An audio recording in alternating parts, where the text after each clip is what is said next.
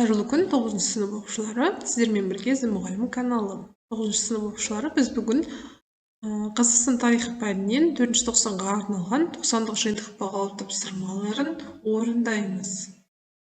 Бірінші сұрақ: суреттің негізінде берілген сұрақтарға жауап беріңіз дейді. Бізде берілген эмблеманың қандай тарихи оқиғасын сипаттайтындығын анықтаңыз дейді. Құжаттың қабылданған жылы. Бұл бізде құжат Қазақстан 2030 стратегиясы қабылданған жылы 1997 жылы. Құжаттың басымдықтары: құжатты ұзақ мерзімді басымдықты анықтады. Кезеңдер 2 кезеңнен тұрады. Бірінші кезең: Қазақстан Республикасының 2010 жылға дейінгі стратегиялық даму жоспары. Екінші кезең: еліміздің бәсекеге қабілеттілігінің негіздерін қалыптастыруға арналған Қазақстан Республикасының 2020 жылға дейінгі стратегиялық даму жоспары орындалды. Маңызы: тарихи құжаттың маңызы: әлем дамуының стратегиясын жасауға қабілетсіз көптеген елді көрді. Мемлекеттің өз жоспарын орындай алмаған мысалдардан одан да көп. Әртүрлі жағдайлар: саяси ықтиярның нашарлығы, көшбасшылардың қабілетсіздігі арман мұраттың күйреуіне келіп соқты. Азаматтардың әл-ауқатын жақсарту мен елдің гүлденуіне апаратын жол күрделі әрі ұзақ. Сенімді стратегия ғана табысқа апаратыны анық. Екінші сұрақ: Қазақстанның 1990 және 2000 жылдардағы экономикасының жаңғырту кезеңдерін сипаттаңыз. Бізде кесте берілген, бұл жерде кезеңдері, жылдары және сипаты. Бірінші кезең бұл 1991 және 93 жылдары. Сипаты: экономиканы түбірімен өзгертуден бастап, ұлттық валютаны енгізуге дейінгі кезеңді қамтиды. Екінші кезең 1994-98 жылдары. Негізгі экономикалық кезең заңдар қабылданды. Экономиканы ырықтандыру жүргізілді. Үшінші кезең 1998 және 2001 жылдары. Жалпы ішкі өнім, өнеркәсіп өнімдері, инвестиция көлемі және басқа да маңызды көрсеткіштер өсті. Төртінші кезең 2001 жылдан басталады. Сипаты: бұл кезеңде нарықтық экономика институттары табысты жұмыс атқарумен сипатталады. Үшінші сұрақ: статистикалық деректер негізінде берілген сұрақтарға жауап беріңіз дейді.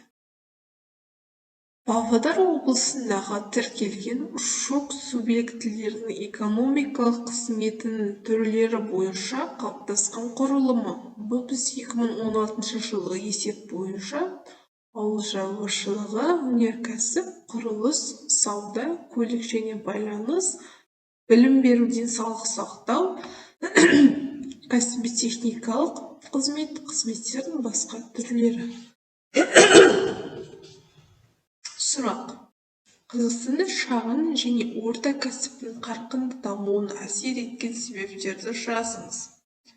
Кәсіпкерлікті дамыту нарықтық экономиканы дамытудың кепілі. Сондықтан да кәсіпкерлік төңірегіндегі көптеген мәселелердің экономикадағы рөлінің аса маңыздылығын дәлелдейді.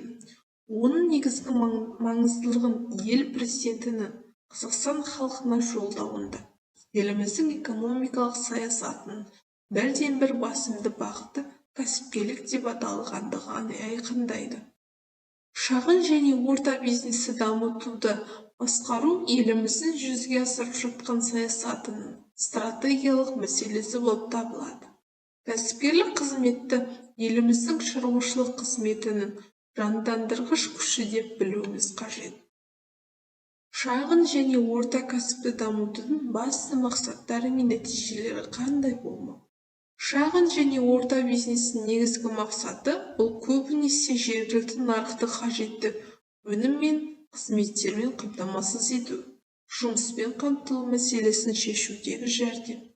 Мұндай мәселелердің оңтайлы шешілуі ауыспалы кезеңде орын алатын әлеуметтік дағдарыстың зардаптарын азайтады. Шағын және орта бизнес халықтың әл-ауқатын арттырумен қатар, жаңа қосымша жұмыс орындарының ашылуын құру сияқты дәйекті мәселелер өзектілігін көрсетеді және экономиканы реформалаудың ажырамас бөлігі. Пандемиядан кейін шағын және орта кәсіп саласында қандай өзгерістер болады деп ойлайсыз? Пандемиядан кейін шағын және орта кәсіп саласында қандай өзгеріс болады? Менің ойымша, көп адамдар пандемия барысында жасап отырған кәсібінің сапасы мен халықтың сұранысына сәйкестігіне бағалай алды. Алдағы уақытта кәсіпкерлер тұтынушыларды қанағаттандыратын кәсіп саласын дамытуды қолға алады. Қазіргі таңда бұл адамдар үшін алғашқы қажеттілік азық-түлік, дәрі-дәрмек, киім саласы болуы мүмкін.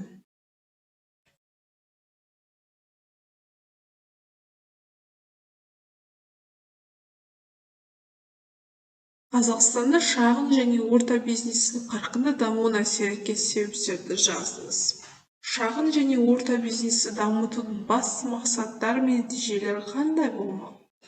Берілген жылдардағы халықтың табыс көлемінің артуына әсер еткен жағдайларды жазыңыз.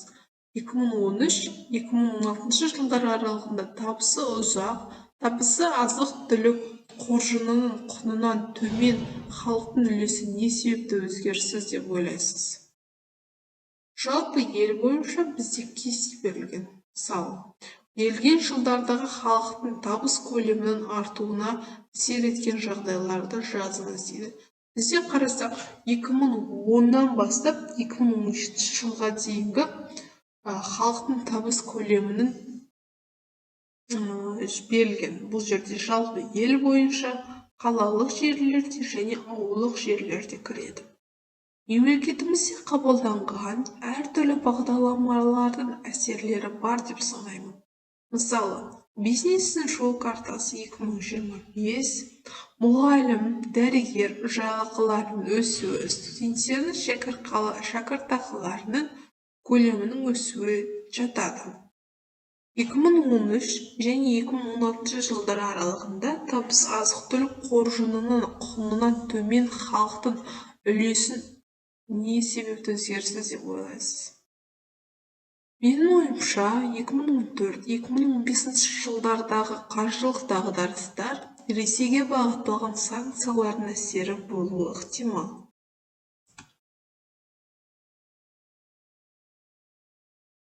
Деректі пайдалана отырып, Қазақстанда ұлттық құндылықтарды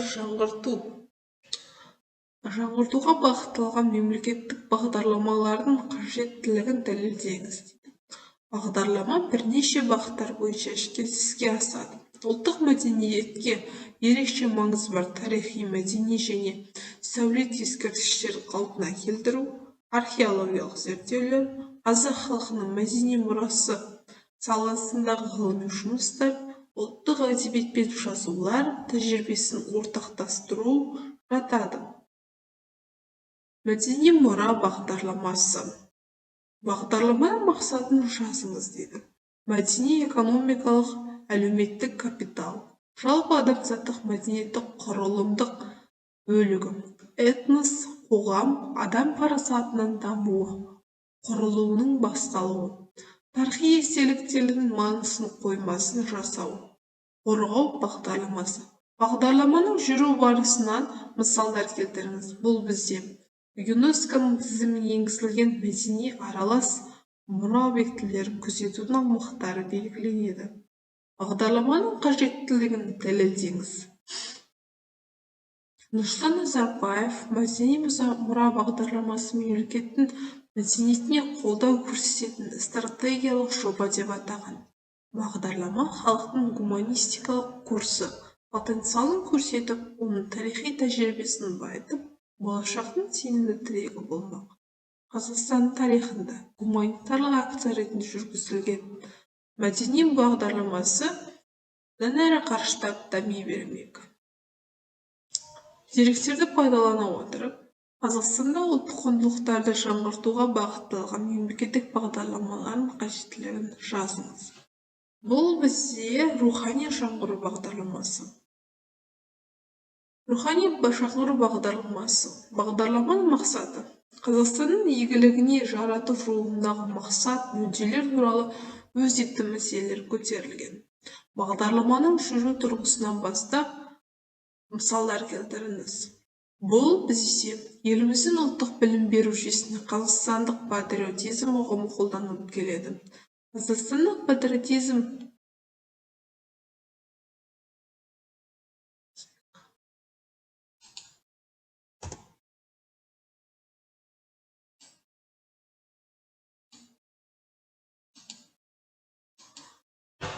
қазақстандық патриотизм арқылы отан, туған жер, ата мекен, туған өлке туралы түсініктер оқу тәрбие үрдісінде кездеседі. Бағдарламаның қажеттілігін дәлелдеңіз. Екі дәуір түйіскен ойлары шақта Қазақстан түбегейлі жаңғыру, жаңа идеялар арқылы болашағын баянды ете түсудің теңдессіз тарихи мүмкіндігі беріліп отыр. Жаңа жағдайда жаңғыруға деген ішкі ұмтылыс біздің дамуымыздың ең басты қағидасы. Өмір сүру үшін өзгере білу керек. Оған көнбегендер тарихтың шаңына көміліп қала береді. Бағдарламаға қатысты өз пікіріңізді білдіріңіз. Бағдарлама заман талабына сай, болашақта Қазақстанның ұлттық құндылықтарын сақтай отыра әлемге танылуына мүмкіндік ашады. Осымен 9 сыныптың 4-ші тоқсанға арналған 90-дық жиынтық бағал тапсырмасы аяқталды. Назар қойып тыңдағандарыңызға рахмет. Сабақтарыңызға сәттілік. Сау болыңыздар.